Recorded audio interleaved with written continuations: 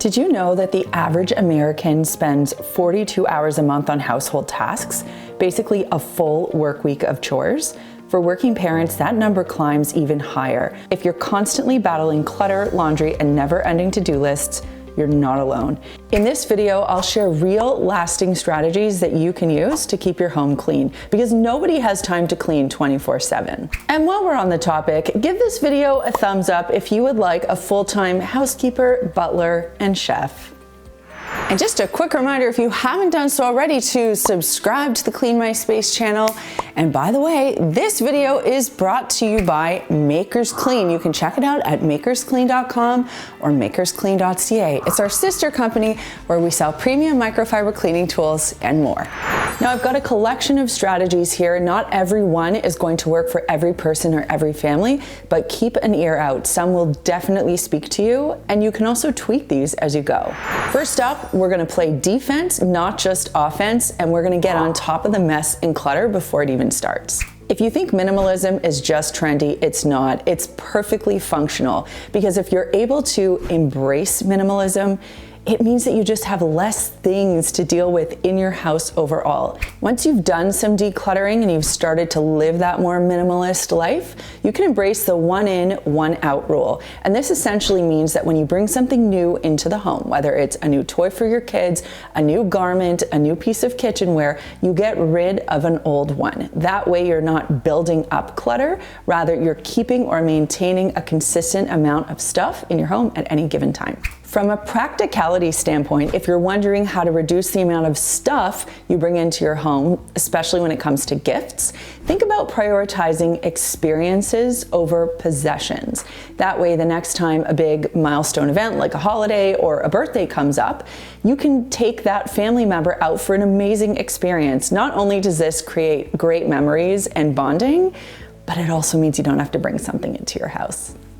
Now, if you want a couple of systems that you can implement to prevent the mess, think about implementing the 2-minute rule. If there's a job that you see around the house, whether it's wiping up a spill, putting 3 cups in the dishwasher, tidying up shoes in the front entryway, whatever it may be, if it's gonna take 2 minutes or less, do it now. And teach this to kids, because if they can start implementing the 2-minute rule, it makes a huge difference. You can also teach them and implement for yourself the hands full rule. And what this means is anytime you leave a room, you leave with your hands full. So you're always taking something where you're going next, so that you're constantly dealing with clutter, not letting it build up in any particular space. For example, if I'm leaving my family room and going to my kitchen, I'm just gonna do a quick scan, find any plates or cups or anything that doesn't belong in there, garbage, bring it to the kitchen with my hands full, so that clutter doesn't build up in the family room. Next up, we are going to come up with a solution for that never-ending stream of laundry. Whether you have kids or it's just you or you and someone else in the house, it really feels like laundry never ends. And I get it. The lesser of the two evils when it comes to dealing with laundry is to implement a 1 load a day system instead of having this fake concept of laundry day. Nobody wants to sit around and do 7 loads of laundry in one day. If you have to do 7 loads of laundry a week, you're doing 1 load of laundry a day instead. And that's a load of laundry from start to finish. So what that looks like is collecting all laundry, putting it into the wash, moving it over to the dryer, taking it out, folding it, and putting it away. This way, you are not dealing with backups and piles of laundry that need to be cleaned or folded and put away. That can make anyone crazy. You also want to come up with a system for laundry. If you don't already have one at home, that's definitely adding to the chaos. Whether it means getting a family tri-sorter and putting it in the hallway, or putting a colored bin in each person's bedroom and teaching your kids how to sort their own laundry. You can even teach them how to do their own laundry. I learned when I was 13, begrudgingly, but I still learned. And if you want to save time folding, stop folding things that don't matter. Socks, underwear, pajamas, even undershirts. If no one's gonna see the wrinkles, who cares? Find a bin, chuck them in the bin, and put that bin in the drawer or the cupboard. If you want to live in a tidy and decluttered space, you have to put decluttering on autopilot. And what this means is, again, keeping that flow of clutter or junk or garbage, whatever it is, moving at all times, because as soon as it stops, it stagnates, and that's when things start to build up.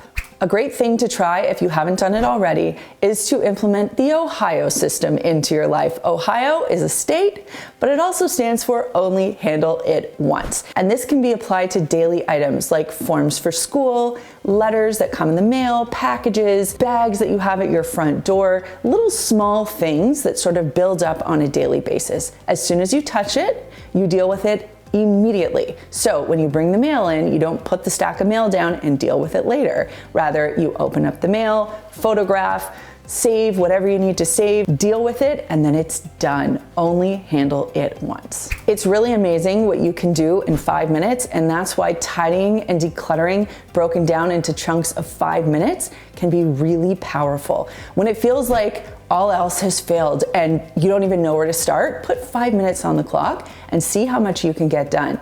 This is also a great strategy to use with kids. Let me tell you, if you put on a 5-minute song or set a 5-minute timer and see who can get more done in 5 minutes, those kids are gonna work real hard. Trust me, I've used this before. It works like a charm. You can also offer up a little prize at the end, even if it's picking the bedtime story or something nominal, like they get first choice at tomorrow's snack for after school. Trust me, those little rewards, they go a long way. Another strategy I like is booking in regular decluttering appointments into your calendar. I know this sounds silly, but trust me, it makes a difference. My most meaningful decluttering or reorganizing appointment that I have is changing over my wardrobe. So I do it every fall, winter, and every spring, summer. During this time, I also go through all of my clothing and decide what I like, what I don't like, what I'm donating, what I'm selling, and what I'm keeping. Then I put that back into my bedroom, I pack away the off-season stuff, and it just helps keep the flow of clutter in the form of clothing going. I do the same thing for my daughter's room, and even when it comes to toys, usually around the time of holidays or birthdays, that's when I go through and do a big declutter, and I do it with her. I make her take responsibility for her stuff. Next up, acknowledging that mental workload, that invisible workload, and finding a way to balance it. Planning meals, scheduling appointments, remembering birthdays, emailing with teachers, doing homework, scheduling playdates, banking, it is all work. And even if you don't have kids, keeping track of this for yourself or you and your partner can be exhausting. There's a lot for us to keep track of, and there's a lot for us to stay on top of. You do this by writing everything down that needs to get done, and then you divide it up among the capable family members. It's also important to understand each family member's strengths and weaknesses and leverage those. There are also tools that you can use to implement some of this mental load. So you can use a family app, you can use a shared calendar, you can even have a calendar on the wall, the old analog way. Whatever it is, whatever your family needs and whatever works for you, that's what you're gonna implement. And trust me, once it's out of your head and down on paper or in an app somewhere, it is so much easier to walk around because you don't have to carry as much anymore. And now perhaps a bit of a controversial topic, but I think it's a really important strategy, and that is establishing a family cleaning schedule. One person in the house should not be responsible for cleaning the entire house.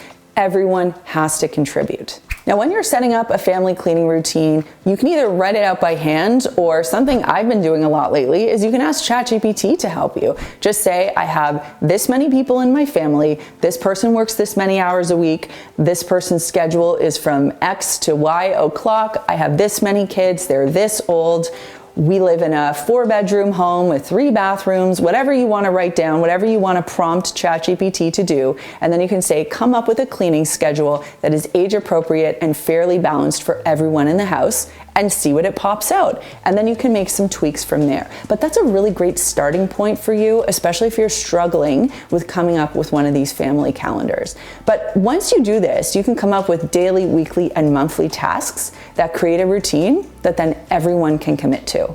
You also want to find ways to make cleaning enjoyable, so you might want to put on music that the whole family loves when you're doing your cleaning. You might want to play a podcast that everyone loves. I know in our house, story podcasts pop off in here. So if you have little ones, you might want to look into story podcasts. And you can also have like a fun reward after, like maybe you all go out for ice cream or you all get to watch a movie afterward. Each child and their abilities are different. What they're physically and mentally capable of is different. So I'm going to give you some general guidelines here, but you know your kids best. And also, there's nothing wrong with challenging your kids or teaching them a new skill. At the end of the day, they're not going to do things perfectly the way that you would like them to do it. It's more about teaching them the responsibility and teaching them the skill. And here are some age-appropriate tasks that you can assign to your kids. For ages 3 to 5, they can do things like match socks, put toys in bins, wipe up spills. For ages 6 to 8, they can set the table or clear the table, empty small trash cans, put away folded laundry. Ages 9 to 12, they can unload and load the dishwasher. They can help with vacuuming or mopping. They can clean bathroom sinks. For teens, they can have full laundry responsibility, especially for their own clothing. They can also start cooking, and they can do some deep cleaning tasks like cleaning a toilet or a shower.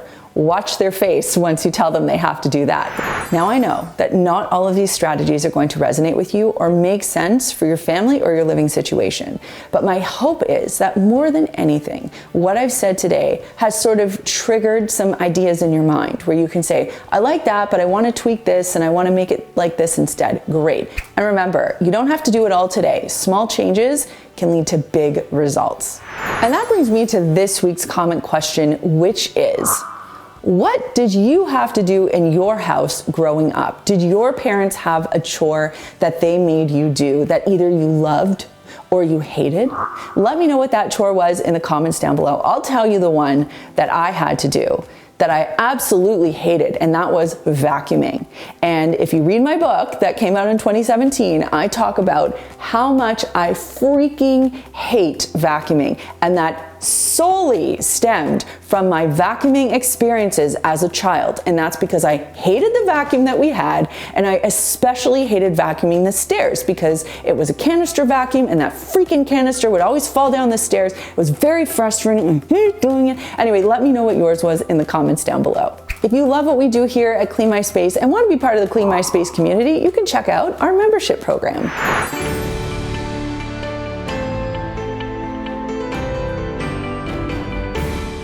And if you want to learn a little bit more about cleaning efficiently, or maybe teaching someone in your family how to do so, you can learn some shocking ways to use a magic eraser by watching that video. If you haven't done so already, make sure that you subscribe to the Clean My Space channel. Thanks so much for watching, and we'll see you next time.